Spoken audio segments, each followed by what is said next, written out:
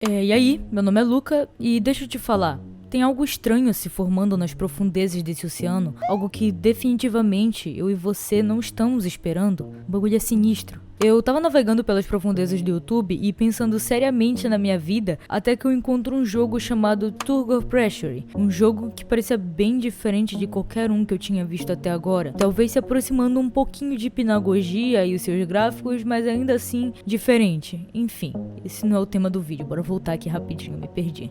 Turbo Pressure é um jogo indie criado por Fever Dream Johnny em 72 horas e que desde sua sinopse já avisava sobre o que havia de errado com o oceano. Entretanto, como não dá pra saber nada sem jogar, vamos começar a gameplay. A gameplay é bem simples, com os gráficos pixelados e um efeito sonoro meio ausente, eu diria. Logo no início já recebemos um tutorial de como controlar um drone, já nos dando a confirmação de que não era uma pessoa ali embaixo, e sim um aparelho eletrônico especializado.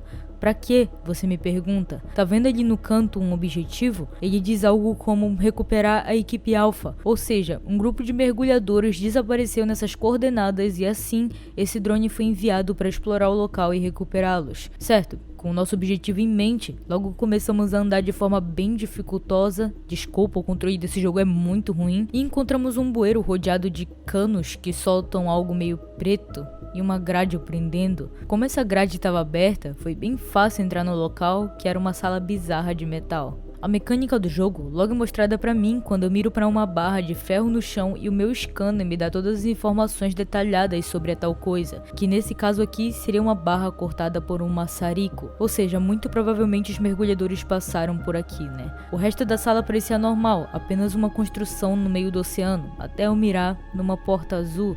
E isso aqui é bem estranho. Apesar da sua aparência completamente normal, essa porta é falsa. Ela foi feita em uma substância desconhecida baseada em silício. Tem algo mais sobre a substância silício que eu gostaria de falar pra vocês no final do vídeo, então guarda essa informação porque por enquanto a gente vai ignorar completamente que há uma porta falsa numa sala real e vamos escanear outro portão. Um portão danificado. A análise identificou que o uso de uma grande força foi capaz de o abrir. Aparentemente, fora por aqui que os mergulhadores haviam passado, tinha espaço suficiente para um humano, e como estávamos atrás deles, eu decido passar também. À medida que eu ando, percebo o quanto essa estrutura é estranha. Ela definitivamente não foi feita como base de pesquisa de alguma coisa, porque deve ser extremamente complicado para humanos se instalarem e trabalharem direitinho aqui. E outra coisa, se era uma base de pesquisa para humanos que só humanos conheciam, porque tinha uma porta falsa nessa estrutura? Com certeza tem algo estranho rolando aqui.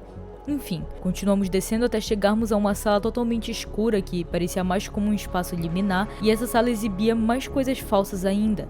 A lâmpada, por exemplo, não era verdadeira, e apesar de parecer ser composta por metal e vidro, ela na verdade era feita com materiais orgânicos que imitavam os próprios materiais citados. Haviam também pôsteres estranhos espalhados pelo local, e papel embaixo da água já é estranho, né? Imagina ao descobrirmos que, na verdade, um pôster que estava se infundindo não era papel, e sim um organismo repleto de cromatóforos. Os cromatóforos, eu acho que eu tô falando errado, mas enfim, de acordo com o Google, são células que contêm moléculas de pigmentos e são dotadas de capacidade de refletir a luz. Essas células são encontradas em vários animais, ou seja, era um organismo vivo que tinha essas cores que se refletiam nele mesmo, e isso causava uma certa camuflagem, tornando quase impossível de o identificar no meio da sala. Então, além das luzes e as portas serem falsas, a sala toda era repleta de organismos que estavam camuflados com coisas do mundo real. Antes de continuar explorando esse local, eu decido escanear uma daquelas placas que avisavam sobre o chão estar molhado, e apesar de demorar um tempo muito maior para escanear, nos levando a uma tensão estranha, não havia nada demais. Era só uma placa para avisar que o chão estava molhado, o que é bem irônico já que estávamos no fundo do oceano, né?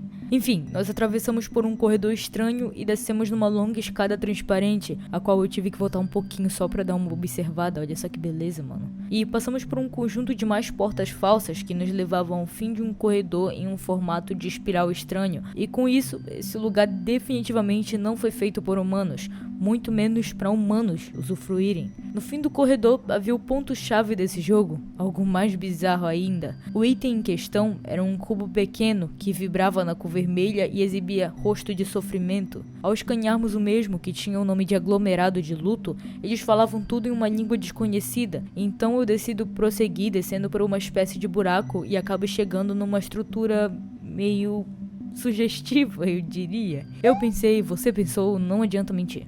Logo acima dessa estrutura tinha uma espécie de sala com vários tecidos costurados e um desses quadrados enormes tremendo ali no meio. Quando escaneamos, aglomerado de hemoglobina.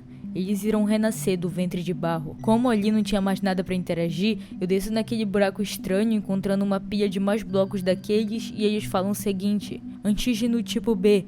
Você é um parasita esperando para mamar nos seios de um deus. Ok, isso foi bem estranho, e ao pesquisarmos o que é antígeno no Google, eles nos revela que é uma substância estranha no corpo humano capaz de produzir uma reação imune, ou seja, é que eles eram uns corpos estranhos, e por isso que eles estavam depois desse projetinho de cookie. Como todos falavam a mesma coisa, eu decido só continuar descendo na escuridão, sem saber exatamente onde eu estava indo e se esse era realmente o caminho correto.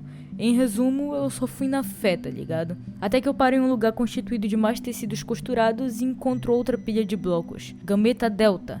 A mãe Den está quase pronta para dar à luz de seu progenitor. Mas a coisa mais bizarra, além dessa tal de mãe Den citada aí, é encontrar o feto logo em seguida, nos olhando de forma bizarra. E ao escanearmos ele, não dá nada mais que um erro estranho. O time de mergulhadores alfa não pode ser encontrado. Retorne para a base imediatamente. Eu até tento fugir desse local, mas não tinha mais o que fazer.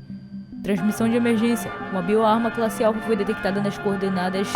Por favor, informe-se no bunker comunitário mais próximo para mais informações. E é assim que termina a gameplay. Eu sei que vocês, tanto quanto eu, podem estar confusos com o que caralhos aconteceu aqui e o que era tudo isso, né? Então eu vou tentar explicar uns pensamentos e umas teorias minhas usando como base o vídeo do Teikai, sei lá, que é um dos únicos que eu vi falando sobre esse jogo aí na internet. Como vocês puderam ver, isso aqui é um organismo vivo, ou mais precisamente como uma bioarma se fosse usada a favor dos humanos, de tão forte que ela seria. Esse grupo de mergulhadores acabou entrando sem querer ali, mas o que podemos concluir é que cada vez mais eles foram atraídos. Aquele organismo todo na verdade simulava salas reais do mundo acima do oceano, e como eles nunca tinham visto algo assim, tão perfeito, foram movidos por uma curiosidade por cada vez mais entrar naquele local. Os cubos nesse organismo são várias coisas, desde resquícios de organismo, como já havíamos visto os gametas, os antígenos, né? Mas também havia cubos chamados cubos de luto, e eu acredito que eles representavam tanto partes daqueles mergulhadores de tantas outras pessoas que foram consumidas pra dentro desse local. Agora, se você me pergunta, eu expliquei tanta coisa, mas não falei nada sobre o que seria exatamente esse organismo. Tá, é um organismo, mas qual a sua origem? Vocês lembram sobre as luzes e a estrutura do local que tinha uma fórmula desconhecida baseada em silício? Eu disse pra vocês guardarem essa informação.